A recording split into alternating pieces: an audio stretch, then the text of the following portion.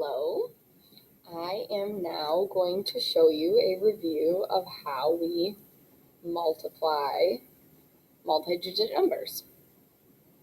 To start with, I want to remind you that if we do a problem like 4 times 5, what we're really doing is repeated addition. We're saying if I did 4 plus 4 5 times, 4, 5, what would I get? Or if I did 5 plus 5 4 times, what would I get? In both cases, hopefully you know that the answer is 20. So 4 5 times or 5 4 times will get me the same answer of 20.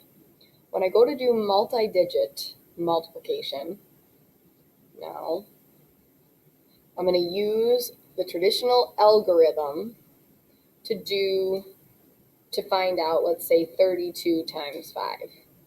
And when I do 32 times 5, it's important to know that what I'm really doing is 30 times 5 plus 2 times 5.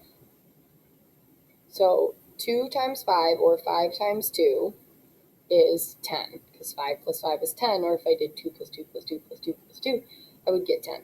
So in this case, 2 times 5 is 10, but I'm going to write the 0 down here. I'm going to carry the 1, and I'm carrying the 1 because I want to make sure that whatever I get when I multiply 30 times 5, which is my tens, I need to add one more 10 to that because of what I got in the previous problem. So now I'm going to do 5 times 10 and get 15. I'm going to add the 10 from over here, and I get 16. If I had another digit, I would carry the 1, but since I don't, I just write it down here. 32 times 5 is 160. Now, 32 is close to 30. 30 times 5, well, I know that 3 times 5 is 15.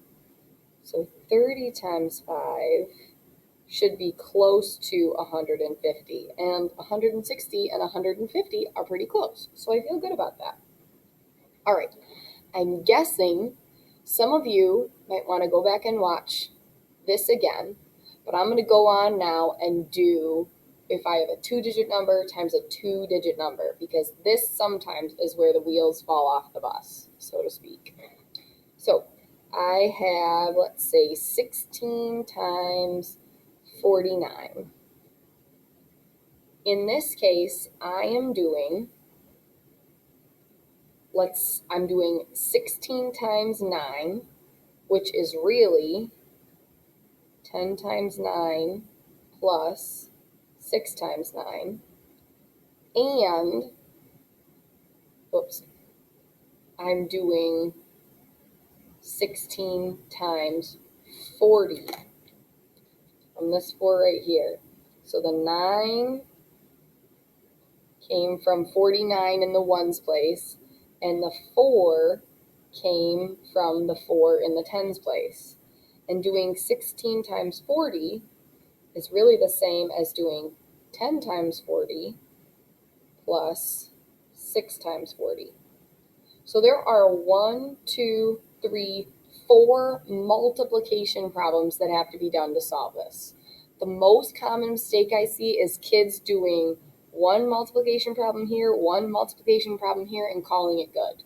Until you've done 4 multiplication problems, you have not done what you needed to do. So I'm going to start here with my 9.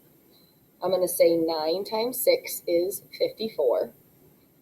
9 times 6 is 54, so I'm going to write a 4 because that's my ones place. Goes on the ones, and I'm going to carry the 5 because I want to add these in with my other tens because this 1 is really a 10. So 9 times 1 is 9 plus 5 more, and I have 14. Here's the other biggest mistake, is kids forget to put this placeholder 0. Now, why do we need placeholder 0 there? We need it because, remember, this 4 is not really 4. It's 40.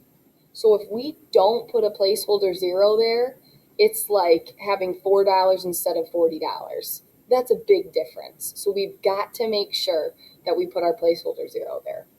All right, so now I'm doing 4 times 6. Remember, because I have to do 40 times 6. That's one of the problems I need to do. 4 times 6 is 24, which means that I'm going to put a 4 down here and a 2 up there. Here's the third common mistake I see, is that kids forget to get rid of old things that they carried. So I find it helps to cross out the old thing I carried and write the new thing. And now my almost last step is to do 4 times 1, and this is really me doing 40 times 10. 4 times 1 is 4, plus the 2 more makes 6. And now it's time to add, because I need to combine those two chunks of multiplication. 4 plus 0 is 4, 4 plus 4 is 8, 1 plus 6 is 7. So I got 784. Let's check that out with a ballpark estimate. So I'm going to say that 16, I'm going to round it to 10, because I'm just doing something to make sure I'm in the right vicinity. 49, I'm going to round to 50.